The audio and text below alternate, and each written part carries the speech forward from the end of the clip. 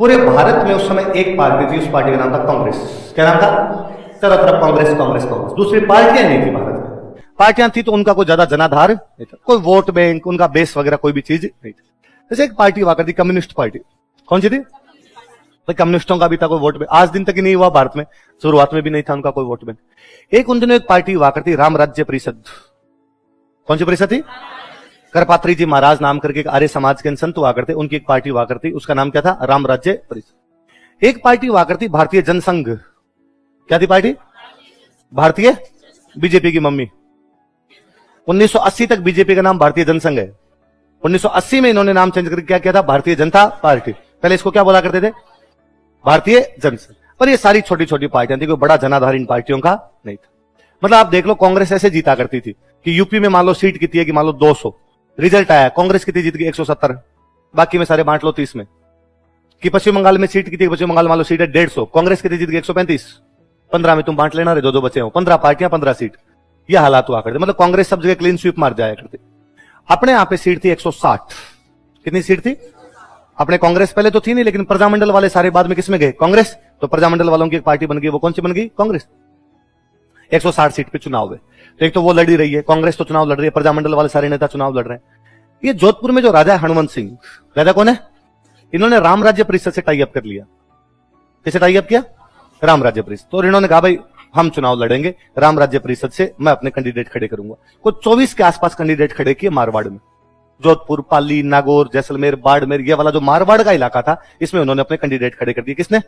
हनुमंत सिंह। किसने? हनुमंत सिंह। अच्छा, हनुमंत सिंह एकमात्र राजा था जिन्होंने कहा था कि प्रीव्यू पर्स नहीं लेने। क्या नहीं लेने? जब लोकतंत्र है तो किस बात के प्रीव्यू पर्स है? प्रीव्यू पर्स राजतंत्र की निशानी अपने आप एक राजाओं को मिल रहे हैं, नहीं चाहिए। नया तो चाहिए पद, ना चाहिए प्रीव्यू पर्स। लोकतंत्र में जैसे जनता रहेगी वैसे राजा रहेंगे। वो तो बाकी राजाओं ने कहा अरे फालतू की बात नहीं करते यार, मिल रहा है हमें, मिल रहा है, उसमें क्यों टेंशन दे रहे हो तुम? तो हनुमंत सिंह ने कहा नहीं नहीं नहीं, ये नहीं। तो हनुमंत सिंह ने कहा चुनाव लड़ेंगे। पहले राजतंत्र में राजा कैसे बनते थे? तलवार के दम पर। लोकतंत्र में कैसे बनेंगे? चुनाव के दम पे। तो चुनाव लड़ेंगे, कोई दिक्कत नहीं है आपने। तो अपने एक पार्टी राम राज्य परिषद से टाई अप किया और वहां से जोधपुर से चुनाव लड़ लिया। जोधपुर से चुनाव लड़ रहे जयनारायण व्यास। चुनाव कौन लड़ रहे? जयनारायण व्यास चुनाव लड़े। प्रॉपर जोधपुर वाली जो सीट थी वहां से जयनारायण व्यास चुनाव लड़े। राम राज्य कांग्रेस से जयनारायण व्यास और राम राज्य परिषद से महाराजा हनुमंत सिंह खुद चुनाव लड़े। 2-3 दिन का चुनाव प्रचार हुआ, फिर जयनारायण व्यास महाराजा हनुमंत सिंह के पास गए। महाराजा हनुमंत सिंह को जाकर महाराजा साहब मैं एक बात के लिए आया था आपके पास, बताओ व्यास जी क्या बात है कि आप मेरे सामने चुनाव मत लड़ो। क्यों व्यास जी? लोकतंत्र छूट देता है, जो जहां से चाहे चुनाव लड़ सकता है। अरे नहीं, वो बात नहीं है, चुनाव तो लड़ो आप, पर और कहीं से लड़ लो।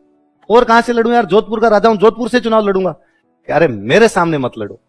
क्यों? आपके सामने क्या दिक्कत है? आप हार जाओगे, और मैं ये नहीं चाहता कि जोधपुर के राजा चुनाव हार जाए, बेइज्जती होगी। ठीक है, अपने आमने सामने चुनाव लड़ रहे हैं, पर जोधपुर के राजा की इज्जत तो मैं भी करता हूं, राजा ऐसे हारना नहीं। महाराजा हनुमंत सिंह ने कहा कि व्यास जी आराम से चाय पी लो, बिस्किट पड़े बिस्किट और ले लो थोड़े, चाय पियो फिर बात करते हैं। चाय वाय पीर बाद में कहा कि सुनो व्यास जी, ये तो मैं खुद महाराजा हनुमंत सिंह जोधपुर से चुनाव लड़ रहा हूं। मैं यदि ना लड़ूं चुनाव यहां से, और मैं कल जोधपुर की जनता को जाके कह दूं कि मेरी तरफ से पत्थर चुनाव लड़ेगा, बाटा एक पत्थर रख दूंगी व्यास जी के सामने, पत्थर चुनाव लड़ेगा, व्यास जी यकीन मानिए पत्थर जीतेगा, आप हार जाओगे। जोधपुर के वोट मुझे मिलेंगे, आपको रत्ती नहीं मिलेगा, इसलिए दिमाग की गलतफहमियां दूर रखना सर। और व्यास जी के अगले 2 दिन के प्रचार में समझ में आ गया कि जोधपुर में टक्का वोट नहीं मिलना, महाराजा क्लीन स्वीप मारेंगे। इसलिए व्यास जी ने एक जगह से चुनाव और लड़ा, जालोर। कहां से लड़ा? 2 सीट से खड़े हो गए, जोधपुर से भी खड़े हो गए और जालोर। महाराजा हनुमंत सिंह ने अपना एक बंदा जालोर में भी खड़ा कर दिया कि व्यास जी के सामने, वहां से खड़ा कर दिया। चुनाव का रिजल्ट आया, 160 सीटें थी। कितनी सीटें थी? बाकी जगह कांग्रेस ये था कि 90% सीटें जीत जाती, 80% सीट जीत जाती। यहां पे कांग्रेस मरे 82 सीट जीती। कितनी सीट जीती टोटल? कितनी? सरकार बनाने के लिए चाहिए 81, 50% प्लस 1 चाहिए होती है गवर्नमेंट बनाने के लिए, तो सरकार बनाने के लिए 81। कांग्रेस को कितनी मिली?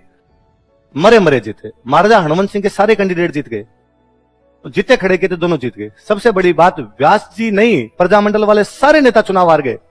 व्यास जी दोनों जगह से चुनाव हारे। माणिकलाल वर्मा ने खूब पंछेड़े गए पर हारे, गोकुल भाई भट्ट हारे, भोगीलाल पांडे हारे। जितने प्रजामंडल में नेता पड़े वो सारे चुनाव हारे।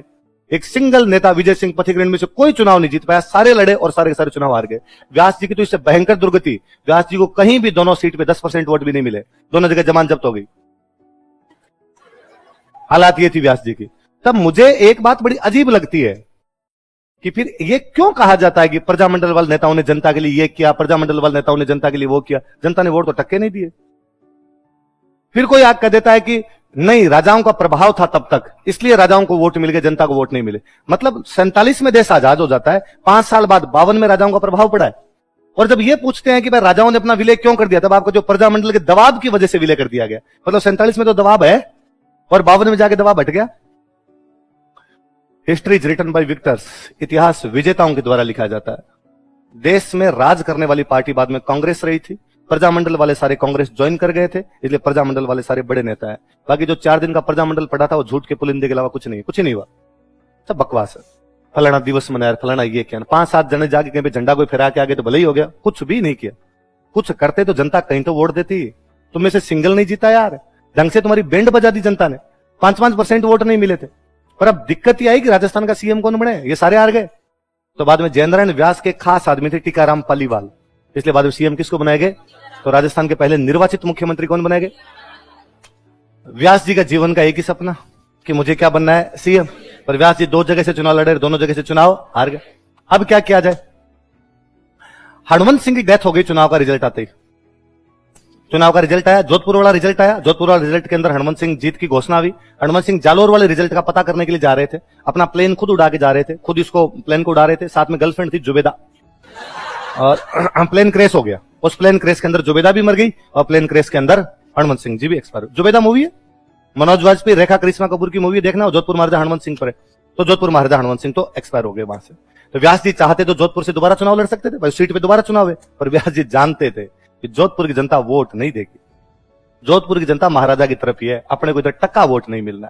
तो मुझे बड़ा अजीब सा लगता है कि महाराजा हनुमंत सिंह एकमात्र राजा जो प्रिवी पर्स का मना कर गया था, महाराजा हनुमंत सिंह एकमात्र राजा जो लोकतंत्र में है, उसके बाद सारी सीटें जीत गए थे, और इन सारे बड़े बड़े नेताओं को हकीकत दिखा गए कि तुम हो क्या। उन महाराजा हनुमंत सिंह के बारे में वीपी मेनन ने एक बकवास लिखी है। वीपी मेनन लिखता है कि भाई हमने महाराजा हनुमंत सिंह को बुलाया था और हमने कहा कि भारत के अंदर विलय कर दिया जाए, तो महाराजा हनुमंत सिंह ने कहा कि मैं तो पाकिस्तान के अंदर मिलूंगा और पाकिस्तान वाले मेरे को सब कुछ देने के लिए तैयार है। तो हमने कहा कि भाई देने के लिए तो हम भी तैयार हैं, और ये लोग खाली कागज पड़े, इन पे लिख दो। इस पर महाराजा हनुमंत सिंह ने अपनी बंदूक निकाल ली और वीपी मेनन के बंदूक लगा दी, और बंदूक लगा के कहा कि मैं तुम में शामिल नहीं होऊंगा। वीपी मेनन खुद ही लिखता है अपनी किताब में कि जब उन्होंने मेरी बंदूक लगाई तो मैंने कहा कहां चले गए थे तुम तब, जब अंग्रेज थे तब तुमने बंदूक क्यों नहीं उठाई देश में।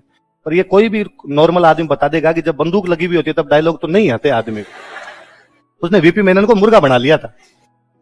तो मैं यार एक ऐसे राजा पे वीपी मेनन की किसी किताब के आधार पर कोई कुछ ही बात कर लेता है, जिस राजा ने लोकतंत्र में बताया था कि अब भी जनता मेरे साथ ही खड़ी है, और सारे कैंडिडेट जिता गया वो अपने जिस बंदे को खड़ा किया था कि कैंडिडेट। ये नहीं है कि भाई अब अपने होता है कि हम तो कैंडिडेट को वोट नहीं दे रहे, हम तो मोदी जी को दे रहे हैं।